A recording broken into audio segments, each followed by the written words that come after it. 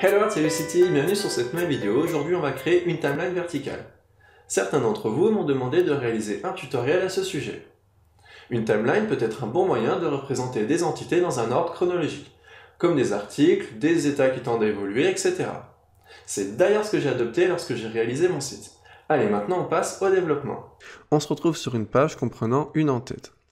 On va commencer par structurer notre timeline et ensuite on s'attaquera au style. On a un premier élément qui sera le container de notre timeline, donc le parent qui englobera le tout. Eh bien, on peut imaginer que notre première section est un premier article, que l'on va nommer timeline item.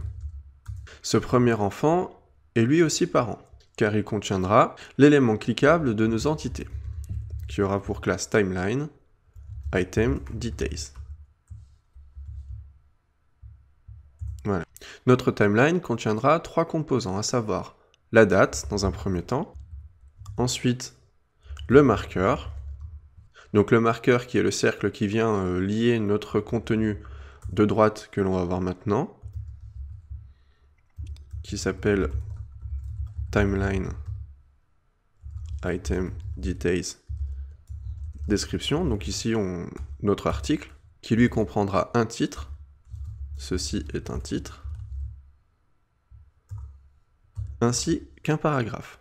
Donc pour notre élément time, on va renseigner un nom de classe à timeline item details date, et qui aura pour valeur la date d'aujourd'hui, donc l'heure où j'enregistre cette vidéo, le 5 novembre 2016.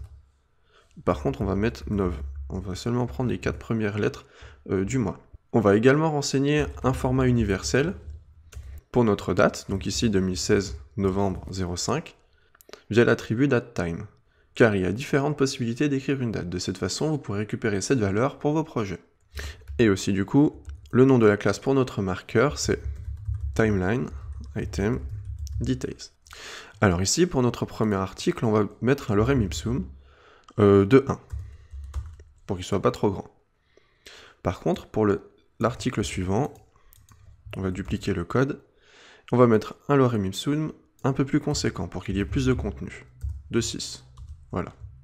Voilà, on a terminé avec la structure de notre timeline. Donc pour récapituler un peu, on a notre premier parent timeline qui englobe tous les articles.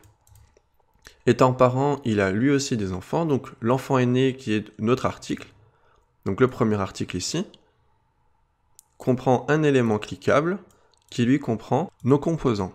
Donc ici la date, le marqueur et la description de notre article, donc avec un titre de niveau 2 et la description. Maintenant, on va s'occuper du style de notre timeline. Donc ici, j'ai déjà importé le reset pour étalonner un peu tous nos éléments. J'ai importé également la police roboto, ici, un fond bleu et l'entête que l'on a vu tout à l'heure. Maintenant, on va ajuster notre fenêtre. Voilà. Et c'est parti. Donc on va commencer par l'enfant aîné. Donc ici, notre article, section timeline item. Donc timeline item. On va espacer le tout sur les côtés de 74 pixels. Voilà. C'est avec cet élément-là que l'on va tracer notre ligne principale ici. Donc via le pseudo-élément before, donc déjà timeline item, et le pseudo-élément before, donc qui est une sorte de petit fantôme qui vient se greffer avant notre élément. On attribue un contenu qui sera vide, de façon à ce qu'il puisse impacter quand même sur notre style. On le met en position absolue pour qu'il ne dépende pas des autres éléments. Notre ligne sera blanche et aura une largeur de 3 pixels. Ensuite, on lui donne une hauteur de 100%. Donc on va voir. Voilà, donc on va aussi décaler notre ligne de 288 pixels à gauche. Voilà. De cette façon, on aura de l'espace pour mettre notre date. Donc maintenant, vu qu'on a mis une hauteur de 100%, bah ça descend un peu trop. Donc c'est là qu'intervient notre wrapper général timeline. On attribue une position en relative, et on va mettre une hauteur minimum de 811 pixels. Donc oui, j'ai déjà pris les valeurs, bien évidemment. Donc pour y voir un petit peu plus clair, on va aussi mettre une bordure rouge ici. Voilà. Donc on voit que là, ça descend jusqu'ici. Et donc du coup, on va couper tout ça en mettant un overflow sur l'axe des Y, donc ici, à hidden. Voilà, de cette façon, on a bien notre limitation, ça a été coupé. Ici, je vais mettre une ligne bleue pour que l'on puisse délimiter nos articles. Voilà, donc on voit bien la limitation au niveau des zones de la zone de nos articles. Donc maintenant, on va passer à notre zone cliquable, ici. Donc timeline item details, qui comprendra du coup les détails de notre timeline. Alors c'est parti. Timeline item details. On va mettre une bordure pour que l'on puisse voir ce que l'on fait. On va mettre une bordure jaune. Déjà, on va espacer nos articles de 64 pixels par le bas. Et oui, on va mettre un display inline block. Voilà. On va également espacer notre premier article par le haut, donc seulement le premier article. Donc pour ce faire, on va utiliser first child, donc timeline item. Donc seulement pour notre premier article, eh bien, on espace de 64 pixels par le haut, ici. Maintenant, on va s'occuper de notre date. Alors, timeline, item, details, date, qui sera blanche, qui aura une taille de police d'écriture de 1,3 EM, donc qui sera 0,3 fois supérieur à 1 EM, donc à sa taille d'origine. Donc là, si on fait ça, si on enlève, on voit bien que 1 EM, c'est la taille de police par défaut. Donc ici, nous, on veut qu'elle soit 0,3 fois supérieure à sa taille d'origine. On va mettre également tous nos composants, donc la date, le marqueur et la description, donc notre contenu de droite, en float left, pour les mettre un peu tous sur la même ligne. Donc c'est parti.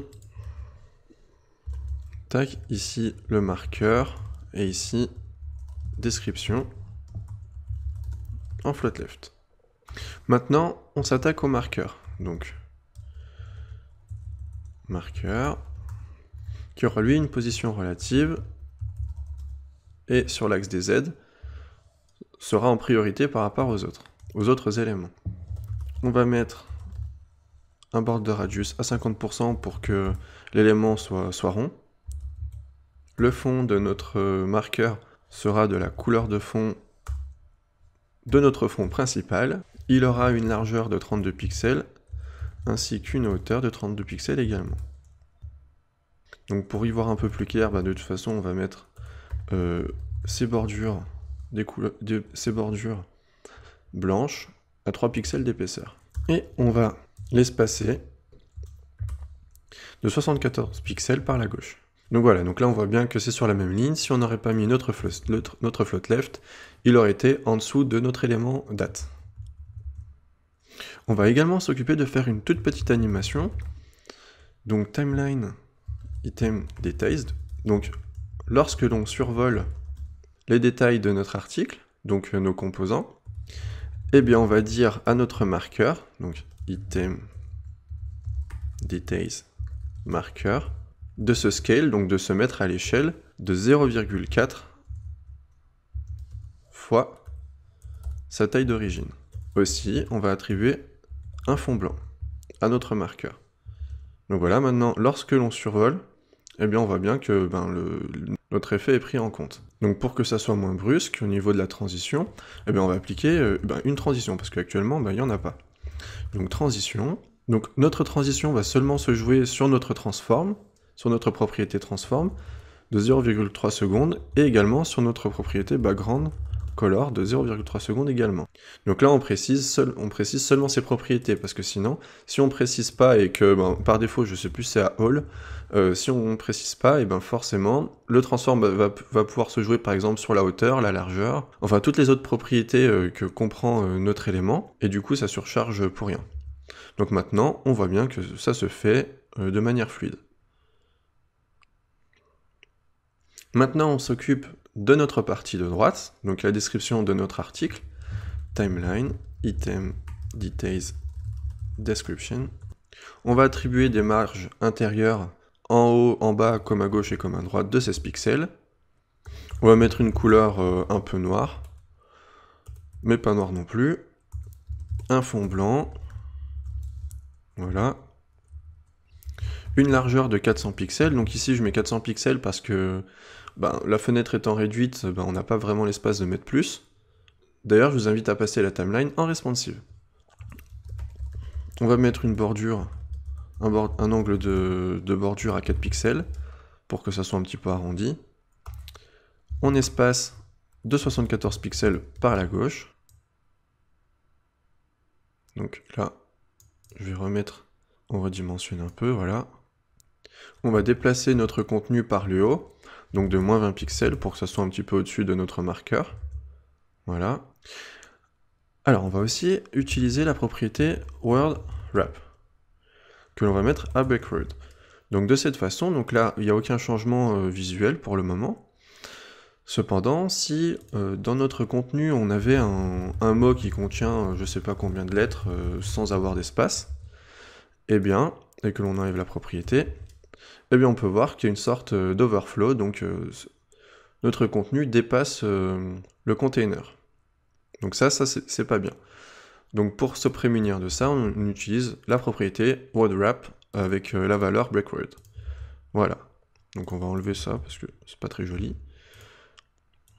Également, on va mettre une opacité de 0,9 de façon à ce qu'elle ne soit pas opaque. Et donc comme pour notre marqueur, lorsque l'on survole nos détails, on va venir impacter sur notre description, donc sur notre contenu ici, en rendant notre contenu cette fois-ci opaque, donc avec une opacité à 1. Voilà. Donc je ne sais pas si ça va bien se voir sur la vidéo, mais là, lorsque l'on survole, on a notre contenu de droite qui devient opaque. On applique également une transition pour pas que ça soit trop brusque au niveau du changement, seulement sur la propriété opacity de 0,3 secondes. Voilà. Donc maintenant c'est un petit peu moins brusque au niveau du changement. Voilà, donc maintenant je pense qu'on peut enlever nos bordures, on n'en a plus besoin, maintenant on arrive à peu près à se repérer. Et la bordure bleue, ici. Donc maintenant on va s'occuper de faire notre petit lien entre le marqueur et notre contenu de droite. Donc pour ce faire, on va utiliser le pseudo-élément before, donc comme pour notre timeline item ici. Donc c'est parti, description, before. On applique un contenu. On le met en position absolue. On attribue un fond blanc. Donc ici, la largeur sera de 74 pixels. Et la hauteur, donc du coup, nous on reste sur du 3 pixels pour nos bordures. Enfin pour nos lignes du moins. Voilà. Donc là, on voit pas trop où c'est parce que c'est du blanc sur blanc. Donc voilà, donc là, notre bordure, elle est là. Enfin, notre petit lien est là. On va le décaler de moins 70 pixels à gauche. Et en haut, on va mettre 18 pixels pour qu'il soit à peu près ici. Voilà. Donc on remet notre fond blanc. Voilà. Maintenant, il ne nous reste plus qu'à styliser un petit peu notre contenu de droite. Donc dans notre description, donc ici, à l'intérieur, sur les titres de niveau 2, on va les grossir un peu. Donc on va mettre 2,5 EM. Voilà. On va attribuer également une marge par le bas de 16 pixels pour espacer un peu. Et pour notre paragraphe, donc ici, le texte de là, le texte ici, on va mettre les hauteurs de ligne à 23 pixels pour que ça soit un peu plus aéré. Voilà. Voilà, donc c'est terminé, on va tout simplement mettre une largeur à 700 pixels et voir le résultat final. Si on met plusieurs articles avec différentes tailles, on va voir que notre timeline s'adapte correctement. Donc ici, on va mettre un contenu similaire. Ici, par exemple, on va mettre un lorem ipsum de taille 4. Et ici, on va mettre un lorem ipsum de taille 2.